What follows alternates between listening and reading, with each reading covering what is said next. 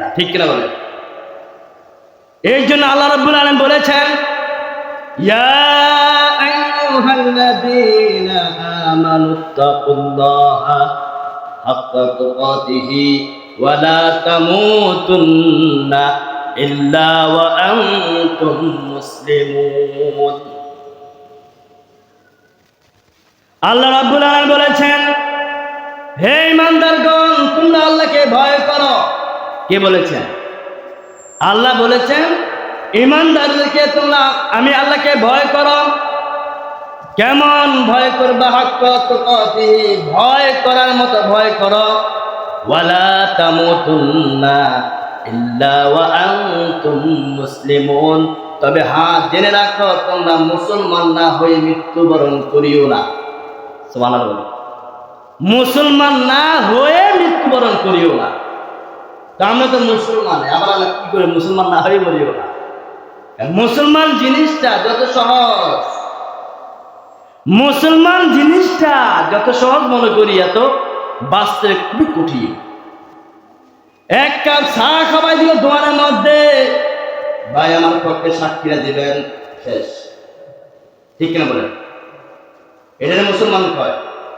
আবার যারা বিড়ির নেশা, ভাই এক প্যাকেট বিড়ি দিলাম, ভাই আমার পক্ষে কথা বলি যায়, শেষ। ঠিক কিনা বলেন? অনেকে আছে না, বিড়ি দিলে খুশি হয়, 1 কেজি গরু গোশত যদি দাঁড়ে খাওয়াই দেন খুশি হইত না। না মিথ্যা বললাম? বিড়ির এত স্বাদ পাই আমরা, ঠিক না বলেন? না মিথ্যা বললাম? এটা কি মুসলমান বলে? রাসূল তো, আল্লাহ তো এমনি কথা বলেন নাই, ওয়ালা তামুতুন্না ইল্লা ওয়া আনতুম মুসলিমুন, তোমরা মুসলমান না হয়ে মৃত্যুবরণ করেন, মুসলমান হইয়া মৃত্যুবরণ করিও। তার মানে কি মুসলমান অনেক দায়িত্ব, ঠিক না বলেন? মুসলমানের অনেক দায়িত্ব। জীবন গলার মধ্যে ছুরি আসবে, তখনও বলবে সত্যকে সত্য বলতে হবে, মিথ্যাকে মিথ্যা বলতে হবে। এটার নাম হলো ইমাম হুসাইন মার্কা মুসলমান। সুবহানাল্লাহ। গলার মধ্যে ছুরি আসবে, তারপরে বলতে হবে সত্যকে সত্য বলতে হবে, মিথ্যাকে মিথ্যা বলতে হবে। ইমাম হুসাইন রাদিয়াল্লাহু আনহু এটাই আমাদেরকে কারবালা ময়দানে শিক্ষা দিয়েছেন, ঠিক না বলেন? এই জন্য রাসূল আরবি সাল্লাল্লাহু আলাইহি সাল্লাম বলেছেন, একজন মুসলমান আরেকজন মুসলমানের উপরে 6টা হক আছে। 6টা হক। কয়টা হক? একজন মুসলমান আরেকজন মুসলমানের উপরে 6টা হক আছে। কয়জনে জানি? আল্লাহ ভালো জানে।